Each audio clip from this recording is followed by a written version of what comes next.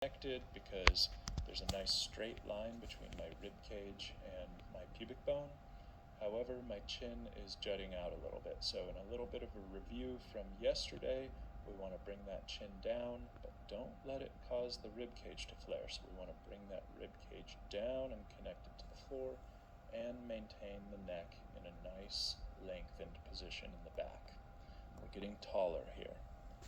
Just breathing into it, relaxing into the position, and meditating. And you're going to have a little more tension here in order to maintain that connection. So it's not full relaxation. We're relaxing with a little extra energy in our core. And when you're ready, you can go into the progression, which is going to be increasing the pressure of the back anchor zone, pressing it into the floor even more so that it becomes a fulcrum. And what happens is your pelvis will unweight. So right now I'm pushing it down even more into the floor using my abdominal muscles, and my pelvis lifts off the floor. You can see I'm sliding my hand under there to show you that my pelvis is not touching the ground. That's not part of the exercise. What's really important is the distinction to be made between lifting your pelvis up and actually pushing away to cause it to elevate. Okay, I'm not lifting the pelvis. I'm not using my legs to lift my pelvis, and I'm not even having the intention of lifting my pelvis. A lot of this is about the intention, and so the intention is to push away, simply push away from the back anchor zone. And if you do that with enough force, enough effort, then something's got to give, and what happens is the pelvis elevates.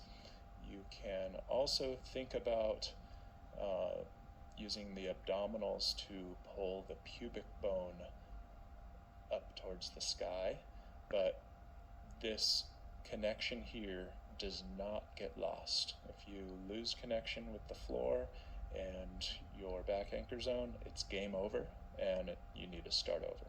And if you have trouble elevating your pelvis off the floor because maybe you don't have enough strength or endurance in your abdominals, that's okay.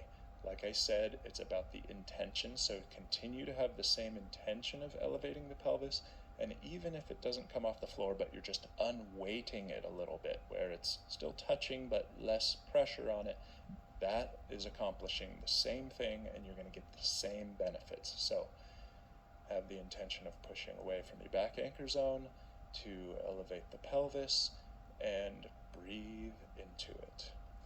And this is a position you can just remain in for a period of time and just breathe into your lower back, and it can offer some incredible relief. And you can continue to progress this, and this is the point at which we add limb movement to our first anchor. So what you're going to do is, while maintaining that connection and the pelvis elevated, you can just begin to gently march your legs. And if you look, I'm still maintaining my pelvis off the floor, and it kind of shows you that I'm not really using my legs to accomplish this. I'm actually able to lift my legs up and march them, and nothing changes here. I'm stable, I'm steady, and my abdominals and my core is turned on and engaged. So this is an excellent progression that you can spend another 5 minutes on this, and when you get up off the floor after doing this, you're going to feel a change. You're going to feel relief and improvement, and your core is going to be a little more activated. So get down on the floor and connect to your core.